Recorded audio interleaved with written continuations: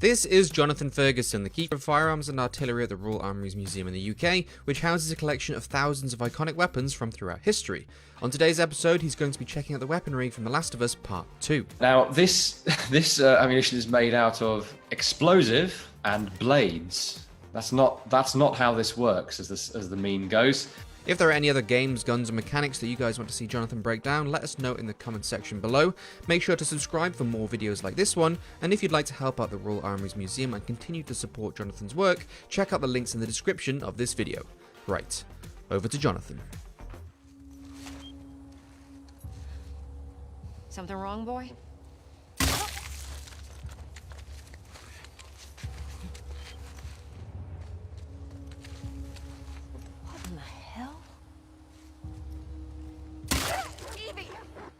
Well, I've already seen some interesting gameplay here. So we've got a sort of parallel reality version of a Beretta. I think I saw it's called a Nicotero. I don't know if that's an oblique reference to Greg Nicotero or not, but there are Berettas with rounded trigger guards, but not in the same configuration. So, but it's pretty close. Improvised suppressors, as we've covered on the channel before, do work. The only real way in which they're less efficient than a properly designed sound suppressor is that they only work equivalently for one shot. Especially a plastic water bottle, as soon as the massive overpressure of a muzzle blast and the bullet exiting the plastic happens, that bottle is literally trash. Something that would affect you in real life that doesn't here is the large diameter of these things totally ruins your sight picture. But we're a third-person game here, so we get the reticle over the shoulder without the obstruction of the silencer. The whole feel is, for me, so far, is very much realistic feel, but like a horror movie. So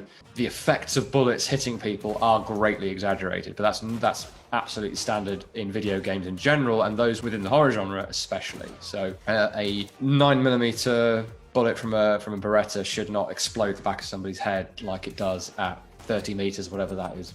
But artistic license.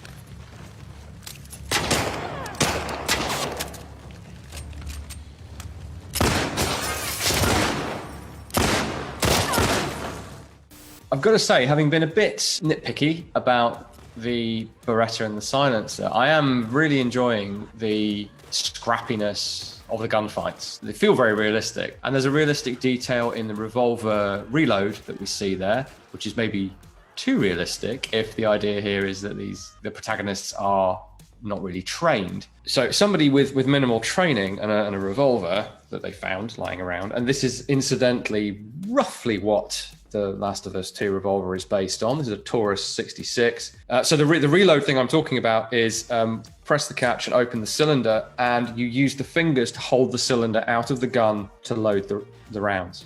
And that's what we see the character doing there. Now, that's something that someone might have taught her. She might have figured out for herself. But that is one of the preferred techniques for reloading a revolver with a swing-out cylinder, because otherwise you flip it out like that to the side, and it's a bit awkward. And the recoil, the amount that the weapon is moving in the character's hands, again, I think is realistic for the sort of character that is in the game. I like the fact that there's an element of fortune over where your bullets are going to go, which hopefully isn't too frustrating in terms of gameplay.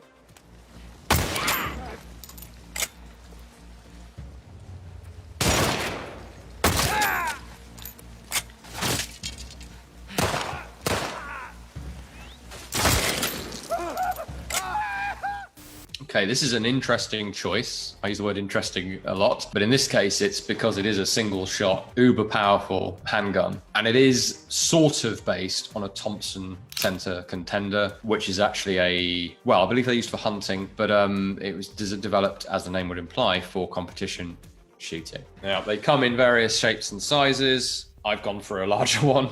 This is in the same caliber as in the game, however. This is a 45-70, which is big. So it's intuitively makes some sense that it's doing clearly a lot of damage to the enemies in the game. Too much damage though. I mean, even a 45-70 bullet of significant mass and velocity cannot remove somebody's arm, which we saw at one point. So we're actually seeing some field expedient ammunition manufacture as well. Now this ammunition is made out of explosive and blades. That's not how this works, as the meme goes. Lead, funnily enough, is the best material to make bullets out of, certainly in terms of what you could find lying around. You would not be wanting to load your cases with explosive, however. Gunpowder, propellant of whatever sort, has a very specific burn rate for whatever application it is you're loading for, and you do not want to be putting explosive into a cartridge case, because explosive detonates instantly relative to powder, which burns in a controlled way. Where'd she go?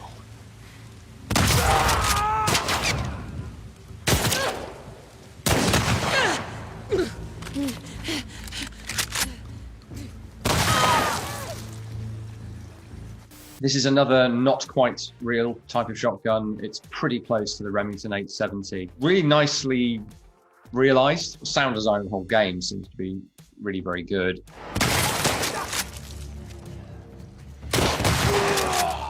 The sort of feel of the shotgun blast going off, you get, just watching it, you get the sense of the power of this thing. And 12 gauge shotguns are really powerful close range weapons. No two ways around it.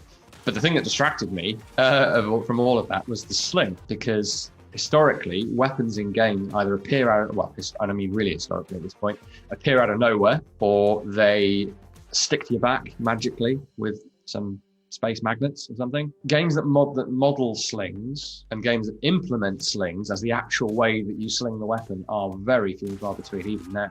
I didn't see a weapon get slung, but the way the sling is hanging off that shotgun is just, for me, it's kind of, they've actually nailed the physics of how a sling hangs from a gun. So that was cool.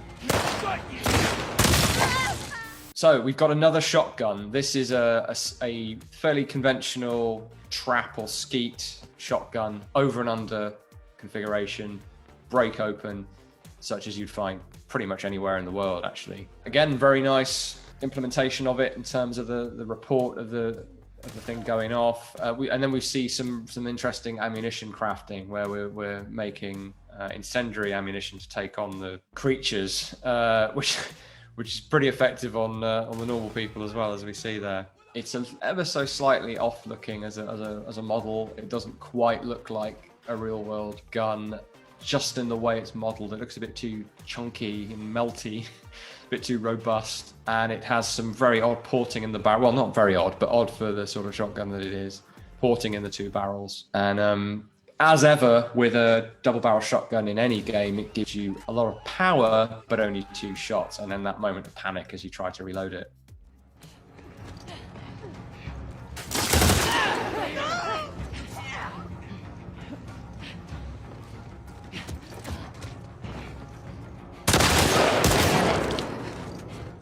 The choice of rifle is unusual for a third person or first person shooter, in that it's a civilian oriented design.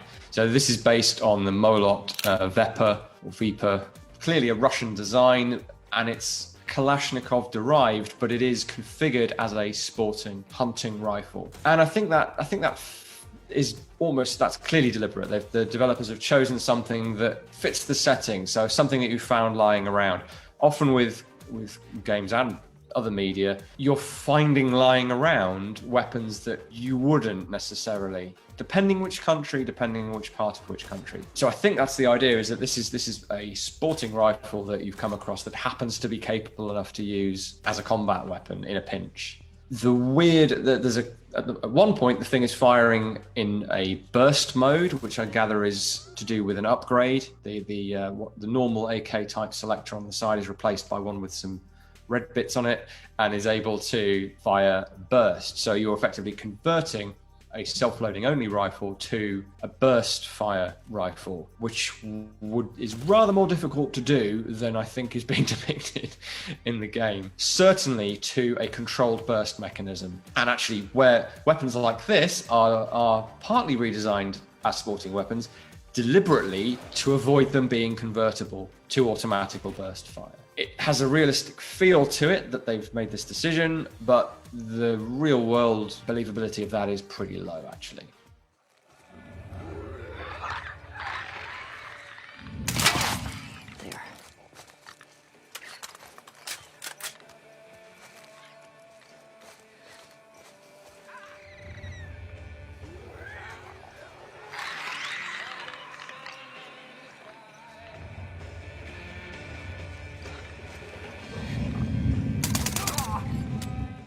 So the direct contrast to the Vepr hunting rifle being something that you might find in a sort of household or farm setting or something is this, which is a SIG MPX submachine gun.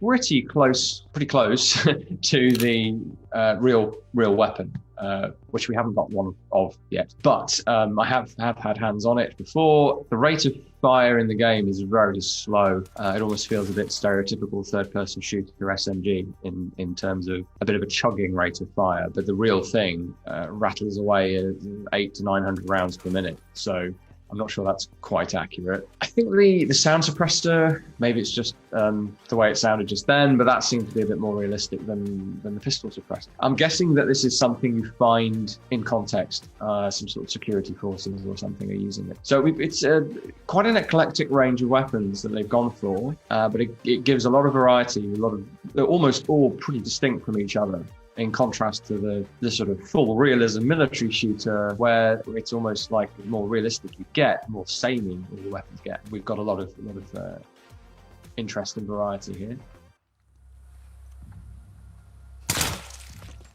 Right, well, I hope you enjoyed that one. I certainly did. That's a franchise that I've yet to get into, and I'm all the more interested to do so now that I've seen the way that the weapons are represented. If you'd like to give us a bit of support here at the Royal Armouries Museum, we've got links in the description for that. Otherwise, both ways, I'll see you next time.